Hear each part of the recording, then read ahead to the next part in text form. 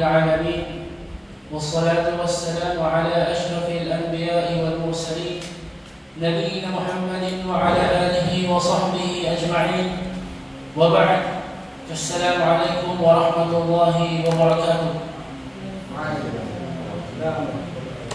Kanunay na ito ang pasalamatan ng Allah subhanahu wa ta'ala. Kanunay ang kita nagasimba kaniya. O kanunay na ito unang-unahon sa ito ang kawalingon ng kita mga ulingon lamang ni Allah subhanahu wa ta'ala nga walay gahong gawas lamang kita hatagan niya ang gahong. O kanunay na ito unang-unahon nga ang tanan na itong mga ginabuhat at tunay mga anghel, mga malaika, mga manulunda na nagasulat at nagabantay nakakita sa ato mga binuhatan. Busa ato ang panikamutan nga walay makita ang mga anghel sa ato ang gawas lamang na puro mga kakayuhan o wala sila makita sa ato ang mga dautan. Alhamdulillah, kini ang ato ang programa nagapadayon matag gabi din sa ato ang masjid o kini ato ang programa mao ang pag-train sa matag-usa ka nato bahin sa da'wa, bahin sa pagda'wa. Kaya ang da'wa mga kaigsunan sa Islam, obligado kini siya sa matag-usa ka nato. Ang da'wa mao ang pagsangyaw sa Islam sa isig ka tao. So kinahanglan na aduna kay kaalam sa Islam aron imong mahimo kini nga buluhaton. Alhamdulillah, usa sa mga kinahanglan nga imong mahibawan mao ang tauhid. Mao ang tauhid o mao ang pagtuo nga Allah lamang ang may kasimbahon. Karon ato ang pagkasibutan ang usa ka hadith nga naay kanagdikitan sa tauhid o maghatag kanato kinaadman aron ato pang mas mahibawan kung unsa jud ang tauhid. Sa hadith na gisaysay ni Mu'adh bin Jabal radhiyallahu ta'ala anhu na kanyang sinabi, habang ako noon ay nakaangkas kay Propeta Muhammad sallallahu alaihi wasallam, siya ay nagsabi sa akin, habang nakaangkas siya sa isang himar, sa usa ka asno. Asno sa Bisaya bro?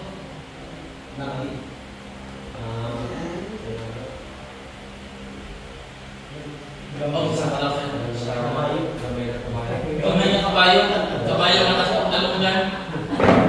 Meron ano ang tubig? Ang tubig. Ano ito sin? Donkey. Oh, donkey lagi. Samtang ang Propeta Muhammad sallallahu alaihi wasallam, asno lagi nasa Tagalog. Nakasakay siya, nakaangkas si Mu'adh bin Jabal radhiyallahu anhu. Nakaangkas siya. So nasibo sila no. Alhamdulillah.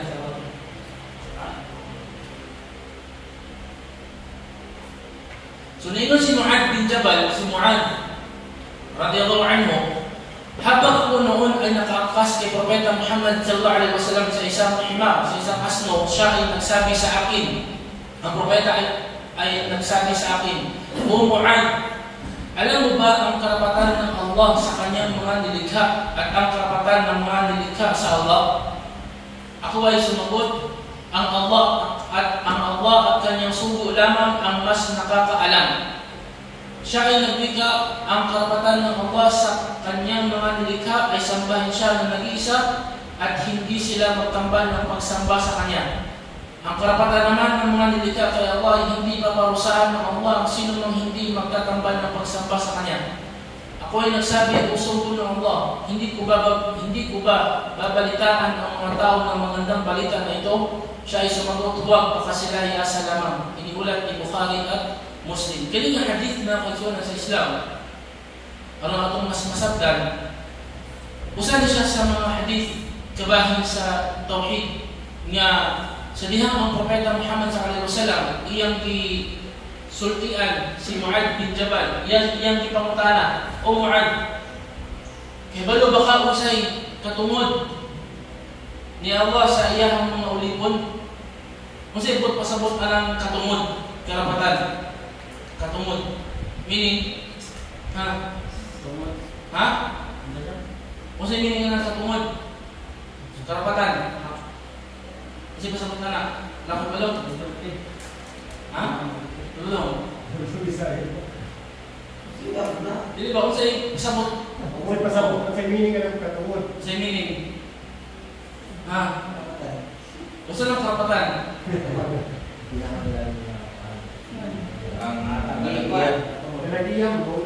Obligado mahimuon. Karapatan man. Obligado mahimuon. Meaning, gipangutana ni Propeta Muhammad sallallahu alaihi wasallam si Mu'adh o Mu'adh, kay balo ba ka usay karapatan ni Allah sa iyang maulikon? Meaning, nangutana ang Propeta Muhammad sallallahu alaihi wasallam kang Mu'adh, kung ulsa ang karapatan ni Allah sa iyang maulikon, nga obligado nga himuon sa mga tao dito kang Allah. Kumbaga, obligado na himuon ba? Kay karapatan ko, sama sa amahan. So, ang iyang mga anak na karapatan sa iyaha, nga sustinto sa iyaha, morang yapon sa asawa. So, gipangutanan ni Propeta Muhammad sallallahu alaihi wasallam kung unsay karapatan ni Allah sa iyang mga ulikon. O unsa ko'y karapatan sa mga ulikon kang Allah, vice versa. Dito bang sinuan, Allahu wa rasuluhu a'lam. Ang Allah ug ang iyang sugo lamang ang mas nakahibalo. Karon, mutubag na ang Propeta Muhammad sallallahu alaihi wasallam. Siya mingon ang katungod, ang karapatan ni Allah sa iyang mga ulikon, sa iyang mga gimugna, kita ng mga tao, mga jin, ang simbahon siya nga nag-inusara kung dili mo simba sa lain, gawas kaniya.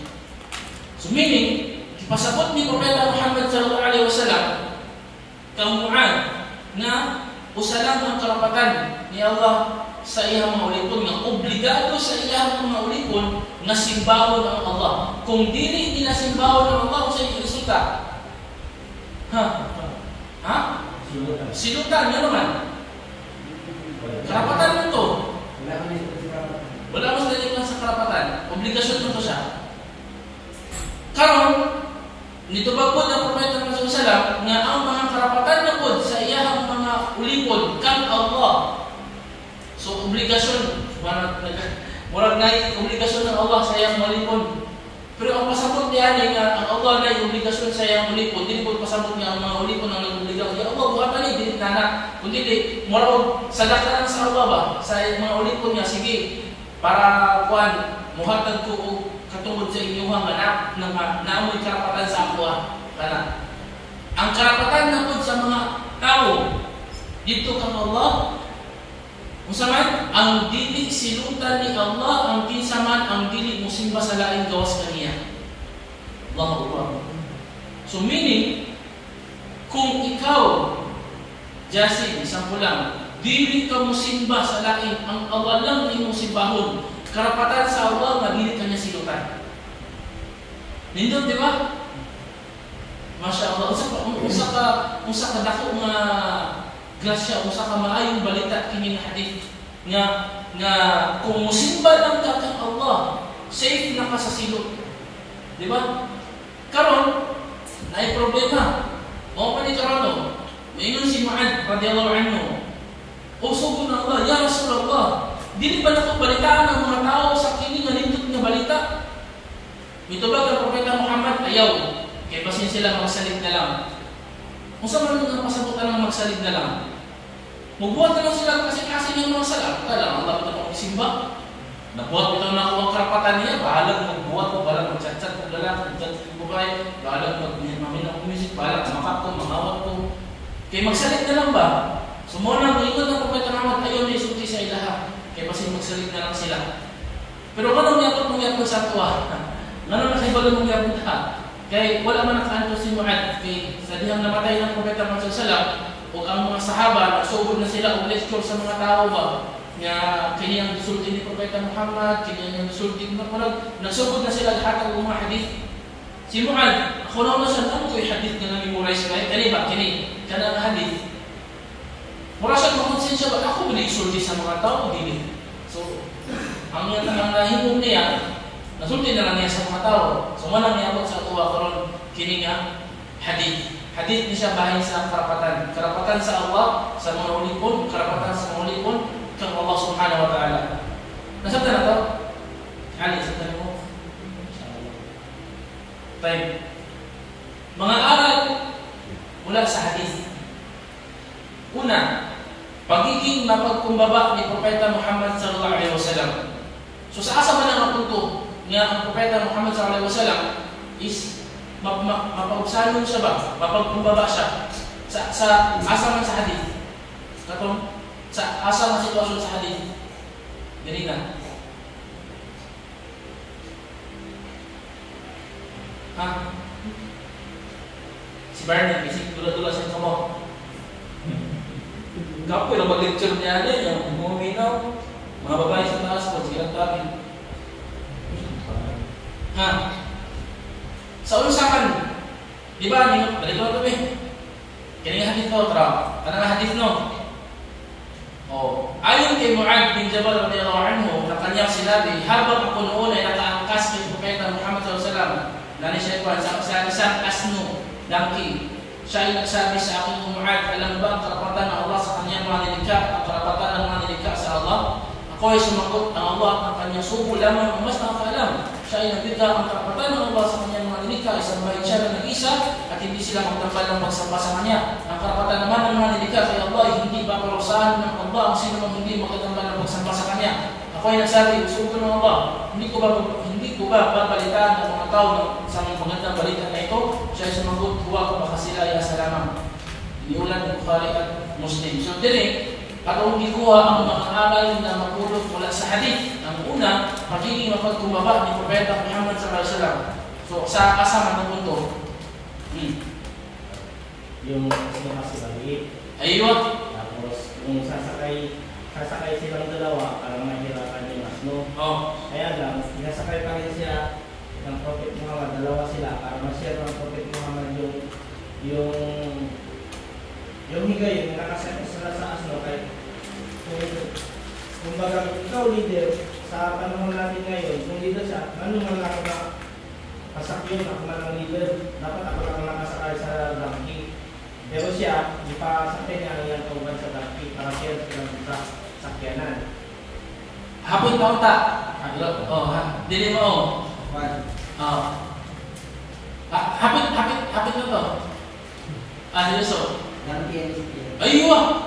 Donkey ang isakyan. Kasama na sa donkey. Kasama na sa donkey. Sa unang panahon doon, ang donkey, maunay pinakamahal niya sakyan, mga pobre din sa kaya. Ang sakyan sa mga hari, katong mga kabayo, mga nindot kayo, mga kamilyo, mga pula, mga dagko, mga kamilyo. Ang donkey, para na sa mga ipitsugin niya mga kuwan ba? Ang donkey, kaya siyempre, mahal itsura, dahil dalungan, dahil gamig lawas. Dahil gamig lawas. Mahal pa ang boses niya. So, ano sa kanya ng donkey? Mga kuwan lang. Mga pobre lang. So, kung ano yung propeta siya, kung siya pa yung leader sa mga Muslim pinatong panahon na. Pero, nisakay siya sa donkey. Subot pa sagot, sign na siya ng propeta ng Jerusalem is mapagkumbaba siya. Kung mo dapat po lang sa ka-leader, nga dili porque nga leader siya, dili pwede nga siya nasa taas na, ang mga kauban mo nasa ubos, dili. So ang Nabi sallallahu alaihi wasallam, usa pa good example siya sa tuwaganan, nga bisan pag usa pa kataas ang naabtan nimo sa imong kinabuhi, usa pa nimo kadato, usa pa nimo ka taas kung eskwelahan. Imo muna kanunay ang tao kung gihapon ka, kung kalibre ra nimo ang mga tao. Muna ang Propeta sallallahu alaihi wasallam, nisakay sa donkey. Alhamdulillah. Tayo, ikaduha nga aral na ato ang makuha sa hadith, ikaduha nga lesson, ang pagpapahintulot sa pagpapaangkas sa likod ng hayop kung ito ay kanyang kakayanin. So, siyempre, gibawal mo sa Islam na musakay ka sa hayop kung dili niya kaya. Kaya mo tawag mong isilutan ng hayop na sakyanin mo. O labi na kung magpaangkas pa ka.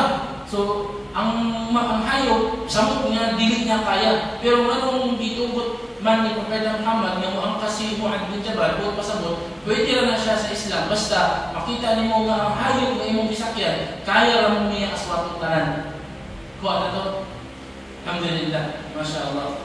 So, kini siya na kuhan po, kini bitaw ng Nindot kayo ang tulo sa Islam ba? Bisan din sa hayop na ikaluwi ang Islam, na ikaluwi. Sa paka sa tao, nga kung ang sa kahayop, dili niya kaya nga sakyan, ayo sakit. Sumurag yapon sa tao, kung may tao nga gusto ipatrabaho sa iya, kung niya dili niya kaya, ayo siya busa. So nindot kayo ang titulo din sa Islam, masyaallah. Ikatulong, ang pagtuturo sa pamamagitan ng pagtatanong at pagsasagot. So muna siya ikatulong na lesson na ito ang makuha sa hadith nga ang method of teaching. Muna siya usa sa mga method of teaching kanang usa sa mga pamaagi sa pagtudlo bitaw nga aron masabdan jud sa imuhang gitudluan ang kaalam nga gusto nimo ipahibalo sa iyaha. Ang pamaagi sa mangutana sa kasayahan kung di siya katubag ayaw mata mo tubag. Mas kuan siya, mas effective siya. Example lang, na ako isulti ni Kuan, ni Saleh, na ako isulti sa iyaha. Karon kung ako itudlo sa iyaha diretso kung gusto isulti, basin dili kay niya masaktan. Munang ako sa buhi unang iyang utok niya, mangutana sa ko sa iyaha, Saleh, nakaibulo ba ka atong pangita ko ngay natin? Sabi siya, so musugod ng andar ang iyang utok niya. Ang wala ko kayo balo. Karon pagluwan niya ako, paminaw, ako isulti. O ni sa amin ko. So, dali kayo musunod ang knowledge ba? Ang kaalam, suyog diretsyo. Ako niya, usala siya sa mga pamagi sa pagtulog. Manang, kaya siya mga pamagi, usala siya sa mga ginagamit sa mga teacher. Kung gusto ka magtulog ka sa mga eskwelahan niya, gusto niyo effective ka mga teacher, inganin na pamagi ang imo ang buhaton. Okay. Sunod na lesson na ito makuha sa hadith. Ang sino mang tinanong ng isang bagay na hindi niya alam ay nararapat na sabihin niya, Allahu A'lam. Ang Allah lamang ang nakakaalam. Mo yun ay sakto dun. Dito nyo sa kuha sa Islam, pag pangtanong ka sa kabutang nga, huwag ka kahibalo. Ayun, tubag na, pasikat. Ulo ka na, mani, ayaw. Sulti diretso, ang kuna gayon. Allahu A'lam. Ang Allah lang ang nakahibalo. Wala akong kahibalo na, la adri. Wala akong kahibalo. So, konpod ka ng labis pod nga ikaw sa ka-Muslim, dili na ka mo yung la adri, wala akong kahibalo, kung dili, ino ko yung sumpayan ko, Allahu A'lam. Marami ito yung gisalid ang kaalam nga dito kang Allah, naasa iya ang tinuod nga kaalam. Allahu A'lam. Ang Allah lamang ang nakakaalam. So, nindot sa mga manners ba kung panangitan, naiinom ka na sa mga bahay sa mga ruling sa Islam, haram, halal, wala ka kahibalo, ayaw tubag diretsyo kay makasala ka na, wala takfu ma laysa laka bihi ilm, inna sam'a wal basara wal fuada kullun ulaika kana anhu mas'ula. Nag-ingon na Allah sa Quran, wala takfu ma laysa laka bihi ilm, ay pagpatakag istorya sa utang wala kay kinaagman. Ang kini siya haram ni siya takak pantog sa siya kahibalo ba? Ano man? Inna sam'a ang galugan, wal basara ang mata, wal fuad ang kasing-kasing, kullun ulaika kana anhu mas'ula. Tanan to pangtanong sa Allah kung unsa ang ilang mabuhat. So sa imo ang pagpataka o tubag, pagabot sa alas paghukom, pangtanong ka ana sa Allah subhanahu wa ta'ala, manong magbuhat mo na ang pagpataka o tubag. Pero dili pud ni siya sa tanan nga sitwasyon, bitaw ka na bitaw tanan nga pangtanong wala ka kahibalo, Allahu A'lam. Example, Jasim, asa kung silib? Allahu A'lam. Dili pwede lang na sa mga tanong tama lang ba? Jasim, si Budong ba ni Kwan sa masjid ni adto siya o nasa barang hapon? Allahu A'lam. Pero sa mga butang na dito, pili ka musulti Allahu A'lam. Pero galing kay may mga Muslim bitaw mga abi sa ilang dila na anad na bitaw sa pagsulti Allahu A'lam pag wala sila kay balo. So alhamdulillah, dili ko nato ingon niya mabasol kay naanad naman ang dila ko pagtanong sila sa putang wala sila kay balo. Okay, sunod nga ito ang lesson, ang pagpaliwanag sa karapatan ng Allah sa mga delikad. So kini nga hadith, nagapamatuod ni siya o nagapatinaw ka nato na kung sa diya'y karapatan sa Allah. So meaning sa ikaw karon nga tao, nakahibalo na ka kung sa'y karapatan sa Allah, sa imuha, kung di mo na buhaton, hula ka dyan ang silot. Muabot dyan sa imuha ang silot. Kung mag-i-expect na ang silot kung dili nimo mahatag ang karapatan sa Allah. Na dili nimo siya masimba, musimba ka sa likulto, musimba ka ng Jesus, musimba ka sa mga kaugalingon, impas ka. Sa tinod bitaw ang tao mangita jud siya iyang simbahon. Bisan pag kanang mga tao kanang mahitag mga atheist, nga wala gituo Ginoo.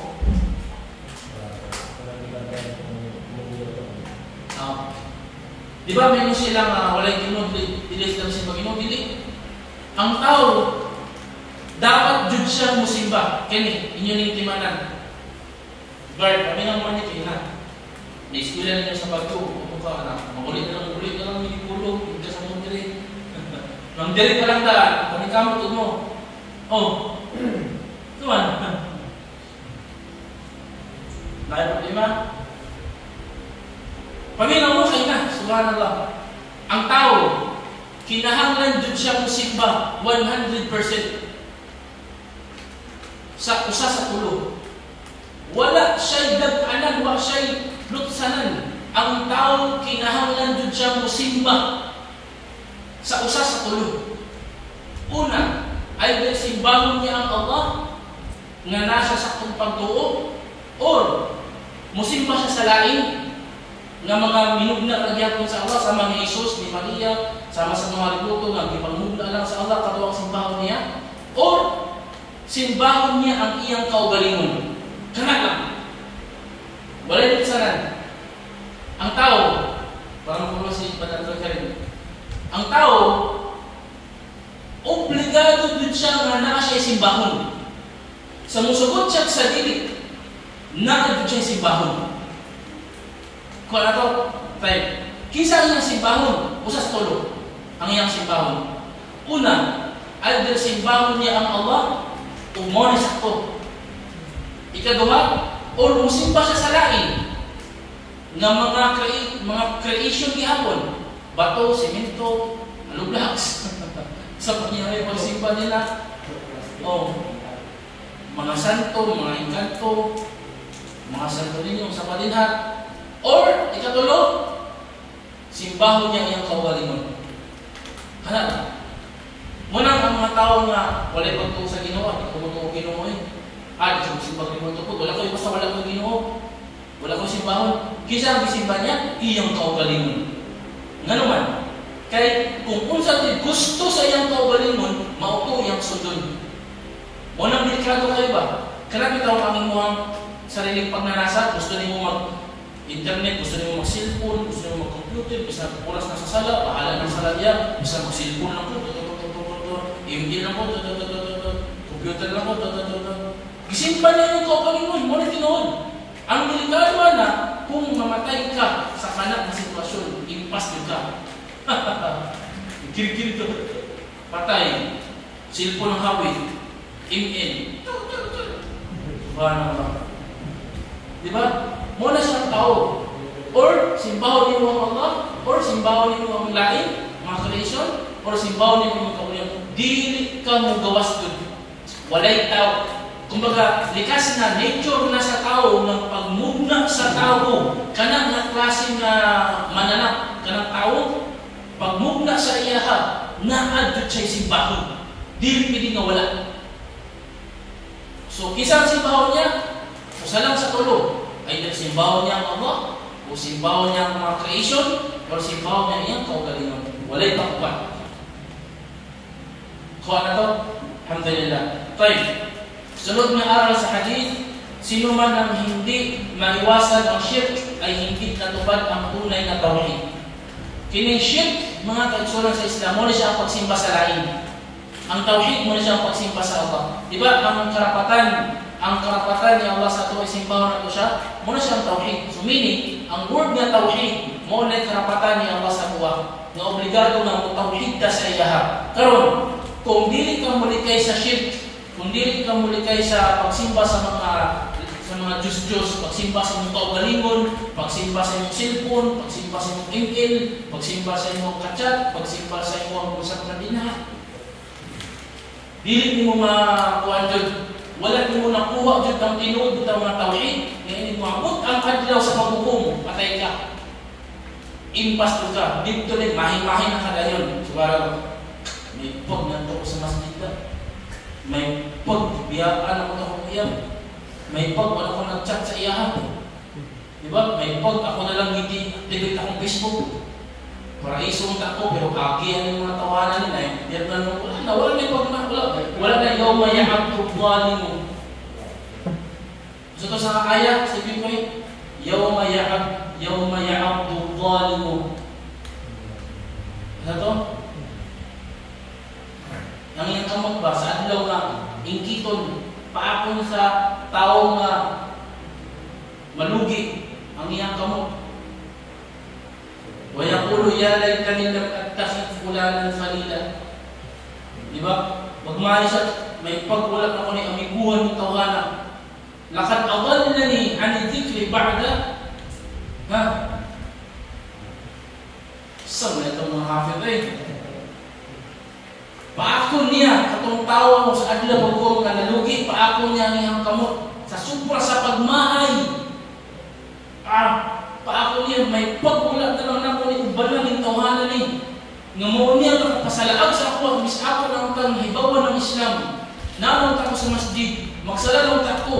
Nakauban pa ko ng mga tawhana nga, hilig mag-email, hilig mag-chat, hilig mag-computer, na-impas, napalayo ko sa mga brothers na tinuog yung magsala. Mga brothers nga mag-fasting. Wala na. Impyerno na ko, bahala na, patay na.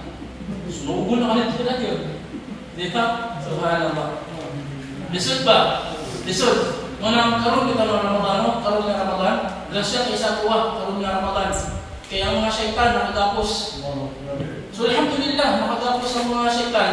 So karoon pa lang daan, magpakusog na kasi mong iman kaysa dihang buhion na ang mga syaitan. Mubalik na po sa imuha, pagkaman sa Ramadan, di na po ka makitan sa masjid. Subhanallah. Lisod na po ka pangitawan.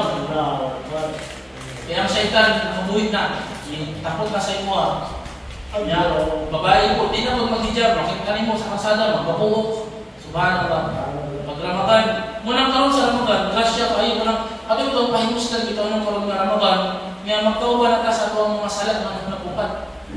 Subhanallah. Ayaw sayangi ang higayon. May mga tao nga nana sa ilang lugnanan. Mahay-mahay na sila sa mga salat na ilang nabuhat. Kung nangalim sila, ya Allah, buhi ako, bisa ito, kajut lang para magsagal lang ito. Makabuhat ko kaiwan, makaligay ko sa lautan. Hindi sila tubutan. Pero ikaw, buhi ka karoon, napakasa, ibabaw sa yuta, wala pa ka sa ilalong. Di pa ka maling kamot, nga magbuhat ka kaiwan, labi na karoon, napatuloy sa Ramadan. Subhanallah. Tayo. Sunod nga lesson na ito makuha sa hadith, ang kahigitan ng tawhid. Ang kahigitan ng tawhid, ang buong pasabot, ang level dito sa tawhid, no? Mo ay pinakataas na level. Sa kanan, pinakataas na level ng tawhid. Mo ito katong eskwela ko sa Madina, katong pag-enroll na mo, ipapilit mo sa mga kuliya, sa mga college, asa ka mo-enroll. Kuleto Sharia, College of Sharia, kani sa fiqh ni. Sunod, kuleto hadith, mga hadith ni. Sunod, kuleto Quran, kani, College of Quran. Sunod, kuleto Lugat al-Arabiya, kani, College of Arabic Language. Ang ikalima, kuleto Da'wa wa Usuluddin. So, kani siya, College of Da'wa wa Usuluddin, meaning ang akidah, ang tawhid. So, sampai nagpili ni, dito ko na ganahan sa kuleto Da'wa wa Usuluddin, College of Da'wa wa Usuluddin. Yan naman, kaya dito bitundok ang tawhid nga, lalong kayo ang pagkatundok nila sa tawhid. Kaya importante kayo ang tawhid. Karon sa kanina hadith, asa man ako mahibawan nga ang tawhid ang pinaka-importante. Yeso. Ganong tawhid man ang pinaka-importante. Asa dito sa hadith. Kaya mo man ang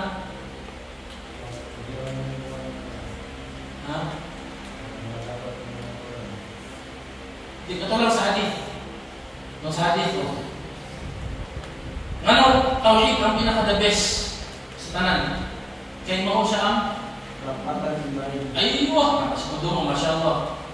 Kaya mao ang karapatan, ay mao ang karapatan sa Allah.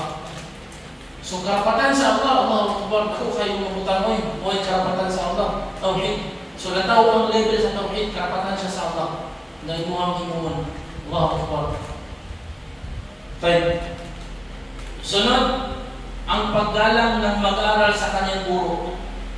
Ang pagrespeto sa usang estudyante basta iyang teacher. Sa asa mo ito sa hadith, si Mu'adh bin Jabal, si Mu'adh, siya ang estudyante. Ang Propeta Muhammad, siya ang teacher. So, nantaw ninyo ang paggalang ni Mu'adh ha? Oh. Nung tanong Propeta Muhammad sallallahu alaihi wasallam, "O Mu'adh, alam mo ba si tubag ni Mu'adh? Allah wa Rasuluhu alam." Diba? So nasa respeto ba? Ang uban, ang tanong mo sa putang mula ko kay Balo, ang putang mo eh. Diba? Wala sa bumbot, sana. Diba? Lalo na, Bisaya pang pangkana. May gani ba kayang sa taon nila, ang mga sahaba, mga kuhaan sila, mga Arabo, kung mga Bisaya pa rin, bugol-bugol, budol mo, napatay dyan, bugol-bugol ang isang tanan. Pamagla dyan ang ulo siguro. So, respeto si Mu'adh kang Propeta Muhammad. Ang tubag niya, Allahu wa Rasuluhu alam, balo ko kahibalo, ang Allah ang iyang suko lang mas nakahibalo. So, itubag ang Propeta Muhammad, si Mu'adh, na minaw lang siya, o linong siya, "Ya Rasulullah, kanindot ba niyo pwede ba na ako naisulti sa mga tao, kaninga gwapo nga balita?" Kaya siyempre, bilog nga balita, kung imong simbaho ng Allah, hindi kanya silutan, di ba? So, ang tubag na sa Nabi sallallahu alaihi wasallam ayaw. So, pagrespeto sa matag usaban. Pero kini bitaw nga hadith, dili siya nagpasabot nga bisan pag Allah yung gisimba, paspasan na nimo himo sa mga dautan. Dili magsalig ka, mayon ka, total, ako bitaw na himo ang karapatan sa Allah nga ako siya gisimba, so dili ko niya silutan. So, bahala mo, magbuhat ko diyan, zina'udhu billah, minom kong alak, mangawat ko, manibak ko, mamakak ko, mag-uyag ko, mag-chat-chat ko, bahala na ni, dili. Kay makuha na ito po sa uban ng mga hadith insyaAllah ta'ala nga sign timailhan na gidawat ni Allah ang imuhang tawhid kung mulikay ka sa mga sala. Pero kung nagpabiling gihapon ka sa paghimo sa mga sala, sign na siya nga na diferensya ang imuhang tawhid, na diferensya ang imuhang pagtuo kang Allah. So kailangan i-review nimo ang imuhang kaugalingon kay delikado, naman, kaya kung diha ka maabtan o kamatayon sa kanak na kahintang, impas ka. Luoy, tuloy ka sa matalan, subhanallah. Sa lubnganan pa lang daw, naunawan mo, sa lubnganan, piot kayo, pila nakabuo ang mong gilubong sa lubnganan, pila nakatawa ang mong ikalot, diba doon? Kapag kalot po, si Budo nakakalot na. Si pinakakalot. Si Yusuf nakakalot no. Si Budo nakakalot. Walang doon, ikaw ni Budo. Diba gabay itong bangaw dito sa kilid? Ilikalot ni mo para ipansak ng lawas sa tao, gamay kayo. Dito kayo butang. Dayon, butangan na yung plywood, kanong kahoy din, tambakan na mo dayon. Kinsa na lang yung kauban dito, di ba?